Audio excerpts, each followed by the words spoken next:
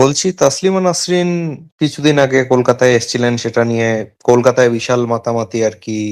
খুব ভালো সাকসেসফুল ওনার স্টে হয়েছে 7 দিনের। তো এই সম্বন্ধে আপনার কি মতামত এবং এটাতে আপনার কি প্রতিক্রিয়া? এটা নিয়ে আমি কি বলবো ভাই? এটা তো ভালো ব্যাপার। কলকাতায় না মানে হয়েছে, ফিউচারে, ভালো ব্যাপার। ফিউচারে কি আপনাদেরকে আপনারা দেখতে পাবো কলকাতা বই মেলায়, আপনাদের বই পাবলিশ হবে, এরকম অপরচুনিটি কি আছে? এটা তো এখন আহ, এটা যেটা হয়েছে সেটা একটা ভালো ব্যাপার হয়েছে, কিন্তু এটা তো ভবিষ্যতে এটা সম্পর্কে আমি আসলে খুব ভালো জানিও না। আমি দেখছি ফেসবুকে যে তসলিমা নাসরিন মানে কলকাতায় আবার আসছেন। ব্যাপারটা ভালো, আমার কাছে খুবই ভালো লাগছে, কিন্তু আমি আসলে বিস্তারিত জানিই না এই বিষয়ে। মানে ঘটনাটা কি, এটার পেছনে কি, এত কিছু আমার জানা যায় আমি জানতে ওসমান পারিনি। ওসমান গনি মল্লিক বলে একজন এক্স মুসলিম আছেন কলকাতার, তার অর্গানাইজেশন আছে সোশ্যাল প্রোগ্রেসের জন্য, এবং তিনি অর্গানাইজ করেছিলেন মূলত এটা। আচ্ছা, আচ্ছা। ঠিক আর আছে, আমি আ- তাহলে আর আরেকটু আর- জেনে হ্যাঁ, নিই, বিষয়টা ভালোভাবে জেনে নিই, তখন আমি এটা নিয়ে মতামত দিতে পারবো ভাই। হ্যাঁ।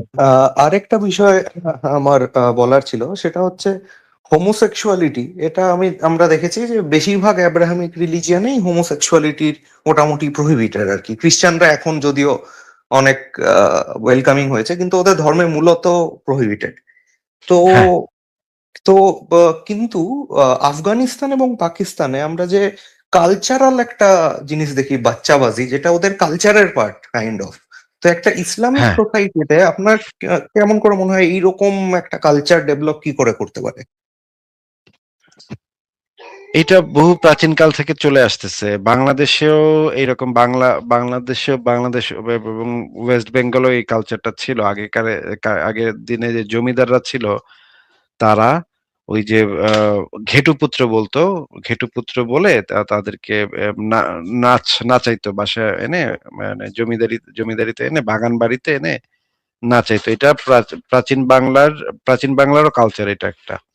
এটা যে শুধুমাত্র ওই অঞ্চলে ছিল তা না, এটা পৃথিবীর বিভিন্ন, এমনকি মুঘল সম্রাটের ভিতরেও এই জিনিস পাওয়া পাওয়া গেছে। হ্যাঁ, হ্যাঁ, মুঘলদের আপনি মধ্যেও যদি পাওয়া গেছে এটা। ওদের মুঘলদের হারেমে ভিতরে ছেলেরাও দেখেন, থাকতো। ওদের হারেমে মানে ছেলে থাকতো, কম বয়সী ছেলে হ্যাঁ, থাকতো, গায়ের লোম ছাড়া, মানে ফর্সা, কম বয়সী ছেলে থাকতো। হ্যাঁ। এবং কয়েকজনের সাথে তাদের খুবই, এমনকি মালিক আপনার গাফুর তো ফেমাস হিস্টোরিক্যালি। হ্যাঁ, হুমায়ুনের সাথে একজনের একদম খুবই ঘনিষ্ঠ, এমনকি প্রেমের কবিতা পর্যন্ত লেখা হয়েছে। হ্যাঁ, মুঘল সম্রাটরা প্রেমের কবিতা পর্যন্ত লিখছে একজন, তাদের যে গেলমানকে নিয়ে। সেই গেলমানকে দেখলে, সে যখন সিংহাসনে বসে থাকতো, সেই গেলমান যখন আসতো, তাকে দেখলে তার কি মনে হইতো, তার মানে গাল লাল হয়ে যেত, এইগুলা পর্যন্ত পুঙ্খানুপুঙ্খ বর্ণনা পর্যন্ত আমি পড়ছি। এখন এক্স্যাক্টলি তো মনে নাই, কিন্তু আমি অনেক বছর আগে পড়ছি। কিন্তু আমার এইটুকু মনে আছে যে গাল লাল হয়ে যাওয়ার একটা কবিতা আছে, সেই কবিতা পড়তে বলতেছে খুব সম্ভবত আহ হুমায়ুন নামাতেই হুমায়ুন আছে নামার এটা, হুমায়ুন ওনার নামার ভিতরে আছে। বায়োগ্রাফি। হ্যাঁ, হ্যাঁ, হুমায়ুনের অটোবায়োগ্রাফির বা বায়োগ্রাফির ভিতরে বোধহয় এটা আমি পড়ছিলাম। তো এই জিনিসগুলা সারা পৃথিবীতেই বহু প্রাচীনকাল থেকে চলে আসতেছে, চালু ছিল। কিন্তু এইটা কিন্তু সমকামিতার সাথে রিলেটেড না। এটা কিন্তু শিশুকামিতা। এটা কিন্তু, এই জিনিসটা কিন্তু পরিষ্কারভাবে বুঝতে হবে যে সমকামিতা এবং শিশুকামিতা এই দুইটা কিন্তু ভিন্ন জিনিস। এই যে রাজা বাচ্চারা হ্যাঁ, যেটা করতো, জমিদাররা যেটা করতো, সেটা স্রেফ শিশুকামিতা, ক্ষমতার অপব্যবহারের মাধ্যমে। এটা ছিল একটা যৌন শোষণ, এটা ছিল একটা ধর্ষণ। কিন্তু সমকামিতাতে দুইজন প্রাপ্তবয়স্ক ব্যক্তি পরস্পরের সম্মতিতে, স্বেচ্ছায়, তারা যদি তাদের সাথে যৌন সম্পর্ক থাকে, সেখানে তো সেটাকে সমকামিতা বলা হয়। সেখানে তো তৃতীয় পক্ষের কিছু বলার থাকতে পারে না। এইটা যে সমকামিতা হিসেবে আপনি আইডেন্টিফাই করছেন, ব্যাপারটা এত মানে মানে এক কথা এভাবে সমকামিতা হিসেবে আইডেন্টিফাই করাটা উচিত হচ্ছে না।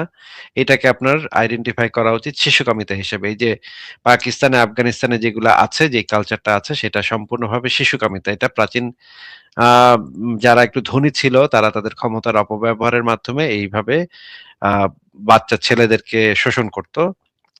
এইটা এইটাকে যদি আপনি সমকামিতার সাথে এক করেন, তখন সমকামীদের আসলে করা হয়, ছোট করা হয়, তাদেরকে ডিহিউম্যানাইজ করা হয়, তাদেরকে এমন একটা মেসেজ দেয়া হয় সমাজে যে এই কাজটাই হচ্ছে সেইটা।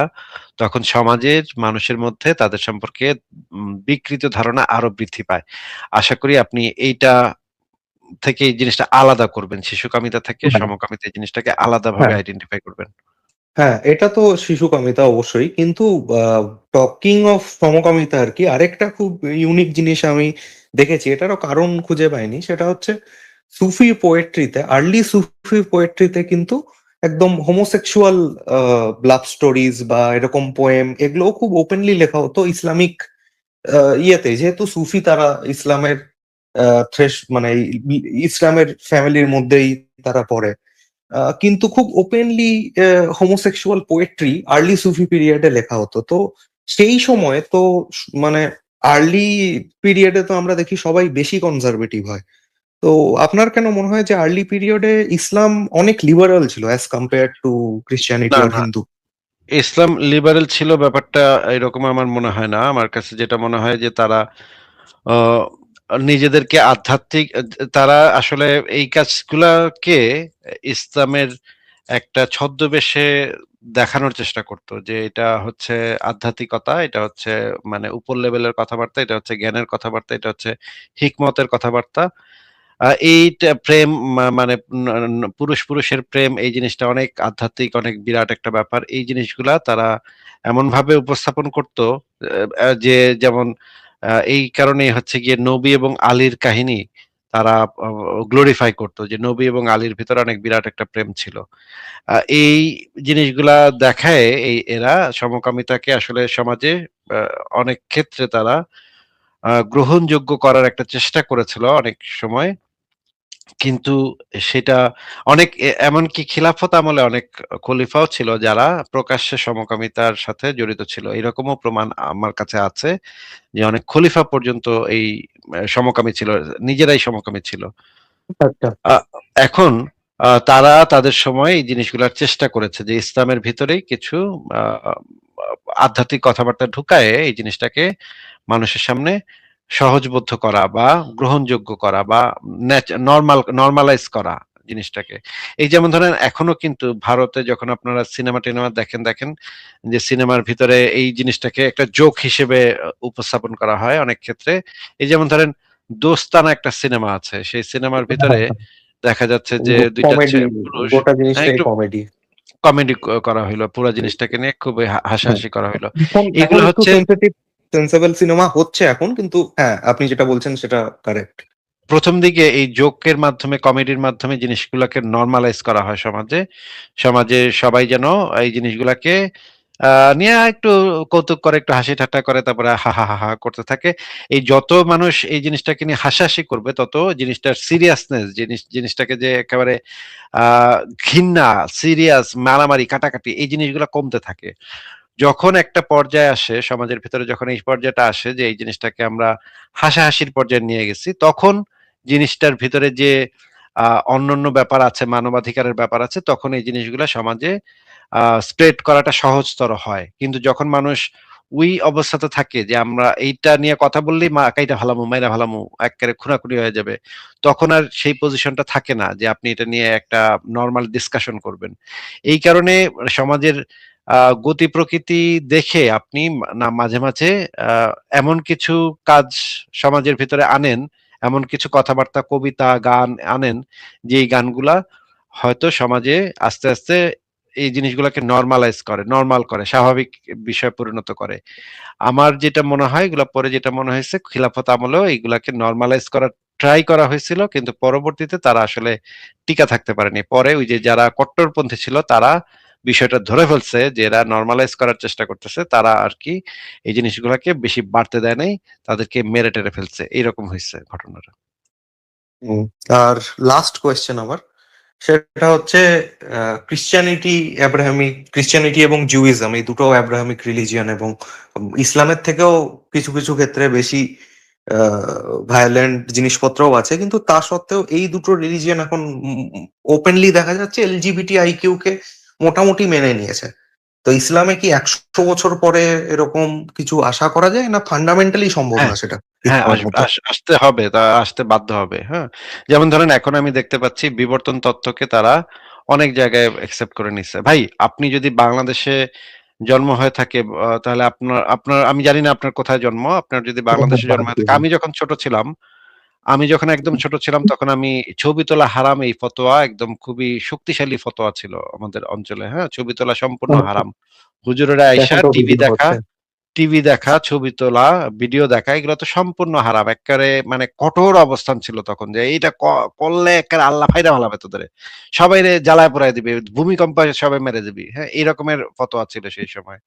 এখন তো দেখি ভাই হুজুররা ইউটিউবে, ফেসবুকে আইসা সারাদিন জ্ঞান করে। আল্লাহ কত বড়, আল্লাহ কত শক্তিশালী এগুলা বলতে থাকে। তাইলে তো এখন তো ছবি মানে হয়ে গেছে। হ্যাঁ? ছবি তোলা তো এখন আর হারাম নাই। দেখতেছেন যে কিভাবে চেঞ্জ হয়ে গেছে জিনিসটা। বিবর্তন তত্ত্ব একটা সময় দেখবেন বিবর্তন তত্ত্বের নাম শুনলে ৩ টা লাফ মাইরা হুজুরেরা লুঙ্গিটা কাছা দিয়া তরবারি নিয়ে দৌড়ানি দিত। হ্যাঁ? মানে আল্লাহু আকবার বলে লাফ লাফ ঝাঁপ মারা শুরু করত।